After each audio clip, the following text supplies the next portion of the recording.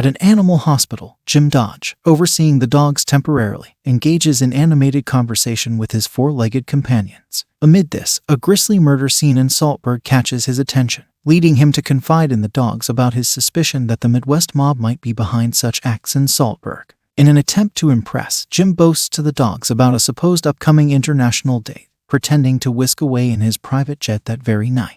However, Jim's embellishments catch up with him as he is promptly dismissed from his job due to perceived laziness.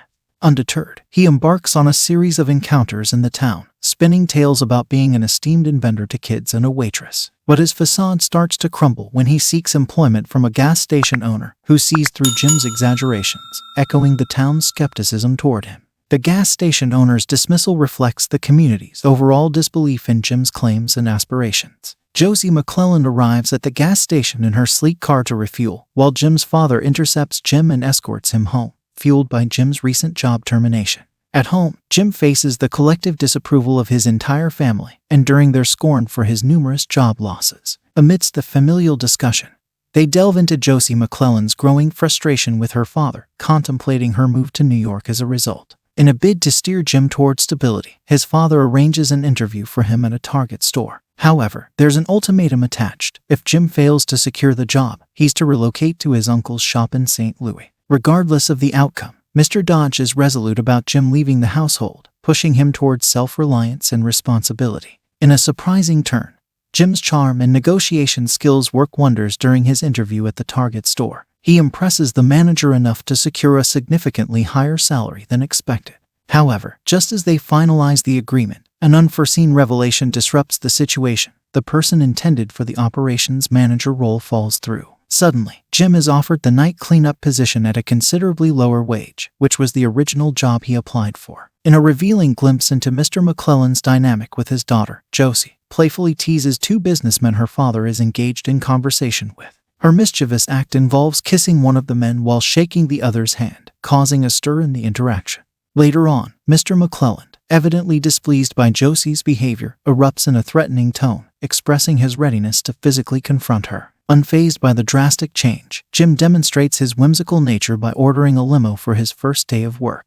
Meanwhile, a twist of fate unfolds as Josie enters the store and brazenly engages in shoplifting in full view of everyone. Seizing an opportunity to play a part, Jim momentarily assumes the role of the store owner, issuing instructions to a clerk as if he were in charge. As Jim encounters his supervisor, he's subjected to verbal and even slight physical abuse, followed by the distressing news that he'll be locked in the store for the night without supervision. Alone in the brightly lit store, Jim revels in the freedom, indulging in the store's offerings and having a carefree time. However, his evening takes an unexpected turn when he comes across Josie, who admits to intentionally getting caught shoplifting, aiming to embarrass her father and escape her home life. Stranded in the store due to falling asleep, she joins Jim in exploring the store's amenities. As they share stolen store food and seek refuge in a quiet corner, their conversation takes a poignant turn. Amidst their exchange, Josie inadvertently unveils the town's perception of Jim as the town liar. This revelation strikes a chord, prompting Jim to open up about his poignant high school experiences, while Josie expresses her despair about her future. As they converse, Jim's insistence on enjoying life at home clashes with Josie's challenging observations,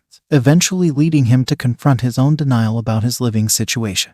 In a moment of emotional honesty, Josie implores Jim to recognize his dissatisfaction with home life. Their connection deepens as she proposes running away together, suggesting a new destination, Los Angeles, as they share a unique bond that guides their journey towards the unexpected destination that shapes the course of the movie. She inquires about making amends for her past coldness towards him in high school. To her surprise, he opts to complete a dance they started in 7th grade. She reveals she anticipated a more assertive approach from him, even being open to going further. Yet, he's processing these moments and advises a measured approach with a first things first, signaling her to take it easy. As they slow dance, he musters the courage to attempt a kiss, and she meets his lips halfway, sharing a tender and enduring kiss. The romance escalates as Jim and Josie seek refuge in a tent within the store, only to be interrupted by the town's sole police officer, who's on a search for Josie, accompanied by her father. Amidst this unexpected visit, Jim and Josie engage in an impromptu roller skating escapade through the store, their playful moment disrupted by the sudden appearance of the two murderers from Saltburg.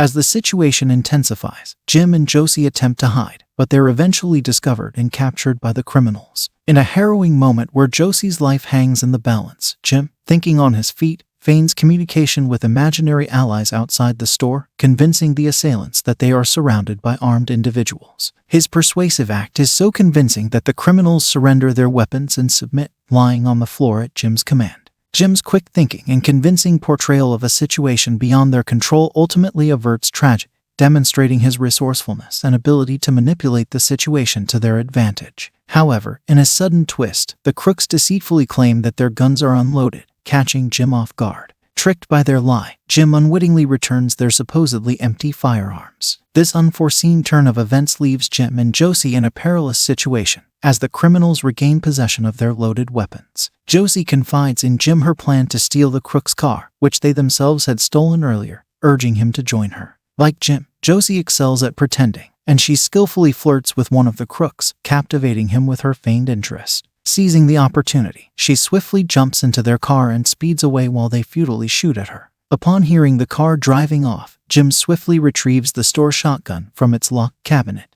Feigning fear, he uses the store's announcement microphone to manipulate the crooks, guiding them to a specific location.